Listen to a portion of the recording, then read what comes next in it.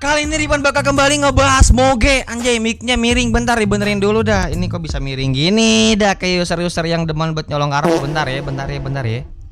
Anjay, ini udah paling enak gini. Lanjut ya. Kali ini Ripan bakal ngebahas Moge lagi dah, si Yamaha MT-7 ya. Nah, yang dimana kira-kira kenapa sih Yamaha MT-7 yang diproduksi di Indonesia tidak dijual di Indonesia? Bayangin, di rumah lu dibuatin goreng pisang, tapi lu kagak boleh makan pisang tersebut. Yang padahal kan rumah lu, iya kan lu tinggal di situ. Tapi kenapa lu kagak bisa menikmati pisang yang udah dibuat gitu, ibaratnya gitu. Malah dicamain sama pisang lagi ya. Pokoknya gitu dah. Iya kan Ripan bakal ngebahas tentang ini.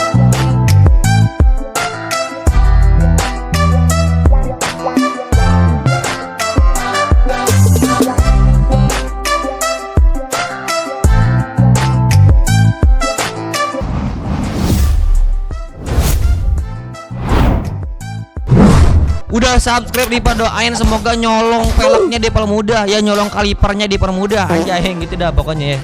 Oke. Pertama Ripan bakal bahas dulu dari sejarah dan latar belakang Yamaha MT-7. Motor ini pertama kali diperkenalkan pada tahun 2014 dan menjadi bagian dari keluarga MT atau singkatan dari Master of Torsi. Anjay, emang torsinya nih motor. Kagak tahu sih, belum pernah pakai juga. Tapi kayaknya gitu ya. Master of Torsi, buset dah. Gas dikit jengat.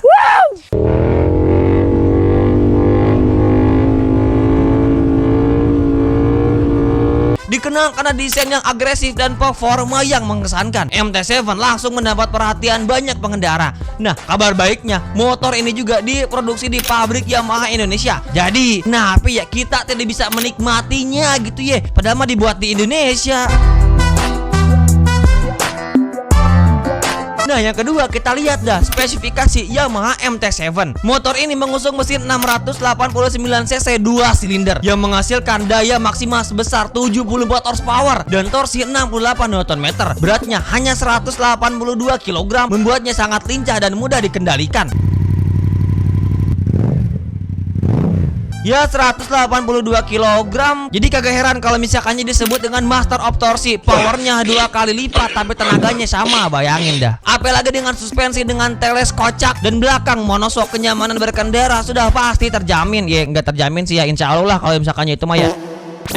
Nah iya, teles kocak ya, sok depannya baru ngelipan, buset dah. Kayaknya di sini juga udah kelihatan, siapa lagi dengan warga kita yang si paling mendang-mendang dia, pokoknya pesok juga dijadikan bahan pertimbangan lah ilah.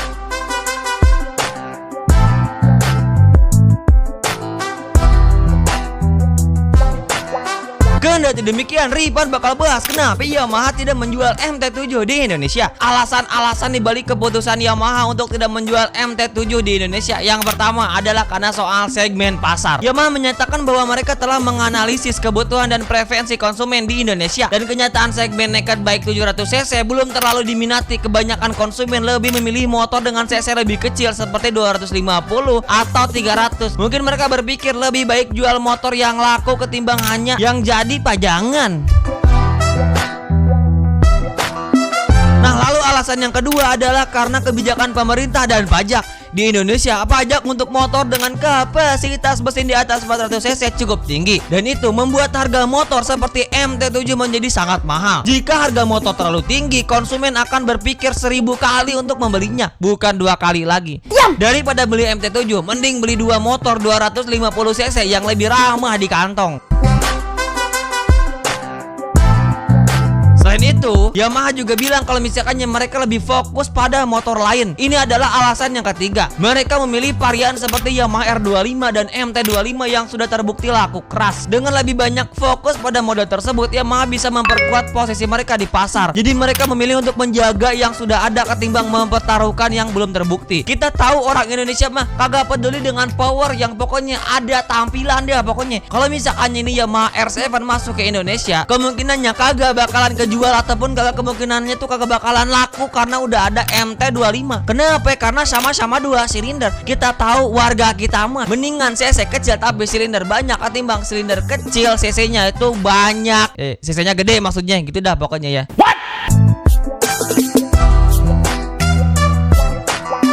Dan alasan selanjutnya adalah persepsi dan edukasi konsumen. Ada juga faktor persepsi konsumen. Banyak orang yang masih berpikir bahwa motor di atas 600 cc terlalu berbahaya atau tidak cocok untuk jalanan Indonesia. Tapi bohong. Yamaha mungkin merasa bahwa sebelum memperkenalkan MT-7 mereka perlu mendidik konsumen terlebih dahulu, harus ada kursus pokoknya gitu ya. Oke. Silakan guys, kita ada kursus online gitu ya kalau misalkannya tentang motor-motor moge gitu ya, kalau misalkannya biar kalian kagak ragu gitu beli moge di Indonesia. Naon sih ingat itu nyambung lah lieur aing. Jadi kalau misalkannya kita lihat rangkuman dari keseluruhannya, alasan Yamaha MT-7 tidak dijual di Indonesia meliputi segmen pasar yang kurang diminati, pajak yang tinggi, fokus pada model lain, dan perluasan pemahaman konsumen. Mungkin suatu saat nanti kita bisa melihat Yamaha MT-7 di jalanan Indonesia. Mungkin saja dan semoga saja. Tapi ya sebagai pengganti kalian bisa menggunakan Kawasaki IR6N yang emang meskipun cuma 600 cc tapi sama-sama memiliki konfigurasi mesin yang sama dengan MT-7. Maksudnya 2 silinder dengan status moge gitu ya. Pokoknya gitu dah pokoknya ya. Tapi kalau misalkannya Ripan saranin ya, ada beberapa motor yang bisa dijadikan sebagai selingan gitu ya, atau bisa dibilang sebagai pelampiasan, karena kita tahu MT-7 tidak diproduksi di Indonesia. Yang pertama misalnya si Vega ZR, motor ini setara dengan MT-9 bukan setara dengan MT-7, yang dimana selain kita menggunakan motor ini, dengan motor ini kita bisa diberikan asupan nutrisi olahraga senam kaki, senam paha otot ya. Pagi kita ada tuh ngeengkol-engkol nih motor biar cuman mau hidup. Nah yang kedua itu adalah Shogun. Meskipun Shogun tidak setara dengan Vega ZR ataupun malah dengan MT-9, tapi Shogun lebih setara dengan Kawasaki ZH2, yang dimana powernya hanya beda tipis saja antara Shogun dan Kawasaki ZH2.